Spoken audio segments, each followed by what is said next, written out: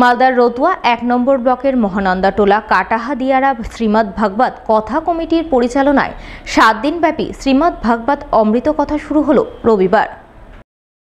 এই উপলক্ষে এদিন সকালে কমিটির পক্ষ থেকে এক বিশাল ধর্মীয় শোভাযাত্রার আয়োজন করা হয়। শোভাযাত্রায় পা মেলান এলাকার আবাল বৃদ্ধ বনিতা সহ স্থানীয় বিধায়ক সমর মুখার্জি।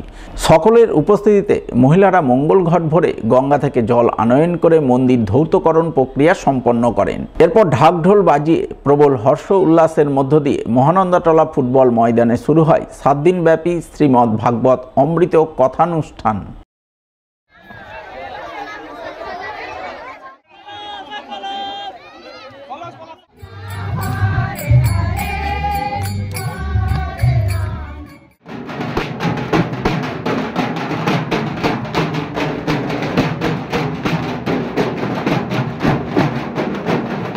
আজকে আমাদের কাটাহাদিয়ারা শ্রীমদ্ ভাগবত কমিটির পরিচালনায় ৭ দিনব্যাপী শ্রীমদ্ ভগবত গীতা পাঠ ও নরনারায়ণ সেবার আজকে শুভ উদ্বোধন কলস যাত্রার মাধ্যমে ছিল।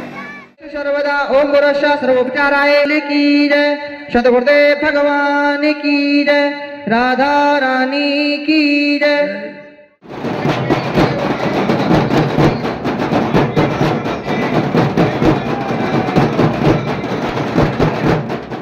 পুরাতন মালদার গৌড় কলেজের নবীনবরণ অনুষ্ঠান হয়ে গেল শনিবার। অনুষ্ঠানের মঞ্চমাতান বোম্বে থেকে আগত প্রখ্যাত সঙ্গীত শিল্পী অমিত মিশ্র। তার গানে মাতোয়ারা হন কলেজ ছাত্রছাত্রীরা। এদিনের এই অনুষ্ঠানে আমন্ত্রিত অতিথি হিসাবে হাজির ছিলেন পুরাতন মালদা পৌরসভার চেয়ারম্যান কার্তিক ঘোষ, ইংরেজবাজার পৌরসভার চেয়ারম্যান কৃষ্ণেন্দু চৌধুরী, কাউন্সিলর বিভূতিভূষণ ঘোষ, সমাজসেবী নবরঞ্জন সিনহা সহ আরও অনেকে।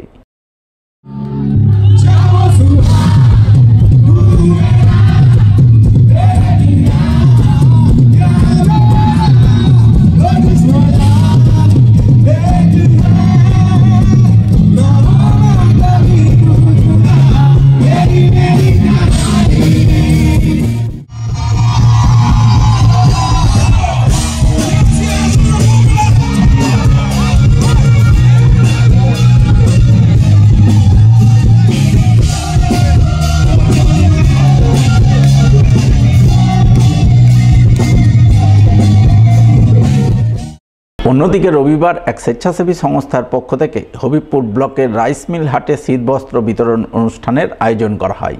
সেই অনুষ্ঠান থেকে এলাকার প্রায় ১০০ জন অসহায় দুস্থ মানুষের মধ্যে শীতবস্ত্র কম্বল বিতরণের ছবি নজরে আসে। এদিনের এই শীতবস্ত্র বিতরণ অনুষ্ঠানে উপস্থিত ছিলেন সংস্থার সভাপতি প্রদীপ কুমার সরকার সহ অন্যান্যরা।